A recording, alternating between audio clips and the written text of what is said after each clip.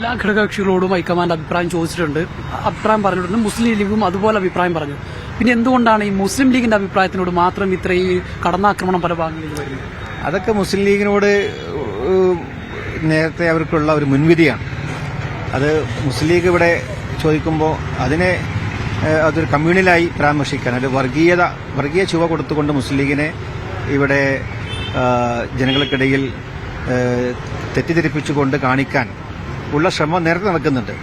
അപ്പോൾ മുസ്ലിം ലീഗ് എന്ത് ചോദിക്കുമ്പോൾ നമ്മളിവിടെ മൗനം പാലിച്ചാൽ പോലും ഇവിടെ അത്തരം പരാമർശങ്ങൾ നടത്തുന്ന രീതിയിലുള്ള ഒരു കാലാവസ്ഥ ഇവിടെ ഉണ്ടായിട്ടുണ്ട്. അപ്പോൾ അത് ഇവിടെ എന്താണ് നേരത്തെ നോർത്ത് ഇന്ത്യയിൽ ചിലവാകുന്ന ഒരു സാധനമാണ്. ഇതൊരിക്കലും കേരളത്തിൽ ഇവിടെ വില പോവില്ല. അത് അവിടെ നോർത്ത് ഇന്ത്യയിൽ അവർ പരീക്ഷിച്ച് നോക്കിയിട്ടുണ്ട്, അവിടെ വിജയിച്ചിട്ടുണ്ട്. അത് അവർക്ക് കൂടി ഇനി അതിന് ബോധവൽക്കരണം കൊടുക്കുക എന്നുള്ളതാണ് ഞങ്ങളുടെയൊക്കെ ഒരാഗ്രഹം. കേരളത്തിൽ എന്ത് പറഞ്ഞു വന്നാലും അത് കേരള ജനത തള്ളിക്കളിയും എന്നതിന് തെളിവാണ്. ഇത്രയും പരാമർശങ്ങളൊക്കെ ഉണ്ടായിട്ട് പോലും ഈ മലപ്പുറത്തടക്കമുള്ള വലിയ വിജയമുണ്ടായത് അത്തരം പരാമർശങ്ങൾക്ക് യാതൊരു പ്രസക്തിയുമില്ല എന്നതുകൊണ്ടാണ്. മുഖ്യമന്ത്രി പ്രഖ്യാപനം വന്നതിന് തൊട്ടുപിറകെ തന്നെ ചില സാമുദായിക നേതാക്കൾ മുസ്ലിം ലീഗിനെതിരെ കടന്നാക്രമിച്ചിരുന്നു.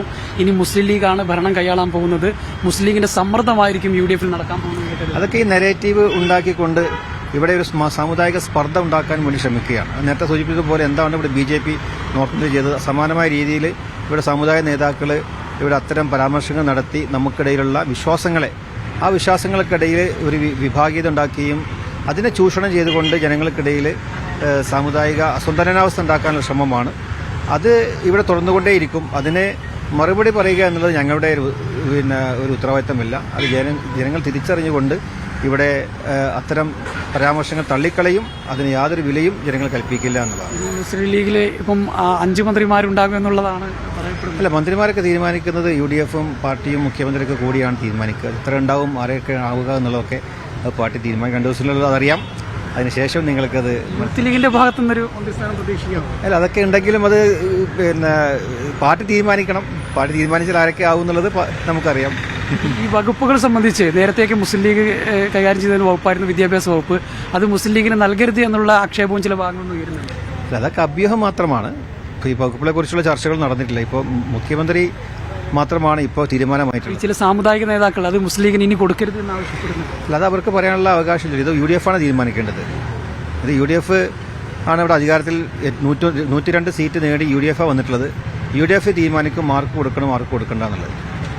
ഏതായാലും ഇനി UDF നേരത്തെ പറഞ്ഞതുപോലുള്ള ആത്മവിശ്വാസത്തിലുള്ള ആ ഒരു പ്രവർത്തനങ്ങളും സർക്കാരിന്റെ പ്രവർത്തനങ്ങളൊക്കെ ആയിരിക്കും. തീർച്ചയായും ടീം UDF ആയി ഈ നാടിന്റെ വികസനത്തിന് വേണ്ടി കേരളത്തിന്റെ മുഖം മാറ്റുന്ന രീതിയിലുള്ള ഒരു അഗ്രസീവായ ഒരു ഭരണം കാഴ്ചവെക്കാൻ UDFന് സാധിക്കും. അതിനനുയോജ്യമായ ഒരു കാലാവസ്ഥ ഇവിടെയുണ്ട്. നല്ലൊരു മുഖ്യമന്ത്രിയുണ്ട്, മറ്റുള്ള മന്ത്രിമാർ, സീനിയേഴ്സ് ആയിട്ടുള്ള ആളുകളുണ്ട്, പുതിയ പുതുമുഖങ്ങളുണ്ട്. എല്ലാവരും കൂടിയിട്ടുള്ള ഒരു നല്ല ഭരണം കേരളത്തിന് 5 വർഷം നമുക്ക് പ്രതീക്ഷിക്കാൻ സാധിക്കും. കുഞ്ഞാലിക്കുട്ടി സാഹിബിന് അർഹമായ ഒരു പ്രാതിനിധ്യം ഉണ്ടാകും. അദ്ദേഹത്തിന് അർഹമായ പ്രാതിനിധ്യം ഇപ്പോഴും ഉണ്ട്. അദ്ദേഹമാണ് മന്ത്രിസഭയിൽ ഇപ്പോൾ 2ാം കക്ഷി മൂപ്പരാണ്. അത് ഇപ്പോഴും ഉണ്ട്, എല്ലായ്പ്പോഴും ഉണ്ട്. തീർച്ചയായിട്ടും. അതും നേരത്തെ പറഞ്ഞ പോലെ തന്നെ UDFന്റെ സർക്കാർ വളരെ വലിയ പ്രഖ്യാപനങ്ങളൊക്കെ നടത്തി. നേരത്തെ UDF നടത്തിയിരുന്നു. ആ പ്രഖ്യാപനങ്ങളെല്ലാം തന്നെ പ്രാവർത്തികമാക്കിക്കൊണ്ട് തന്നെ ഈ സർക്കാർ മുന്നോട്ട് പോകുമെന്നുള്ളത് കൂടി മുനവറിൽ തങ്ങൾ പറഞ്ഞു വയ്ക്കുകയാണ്.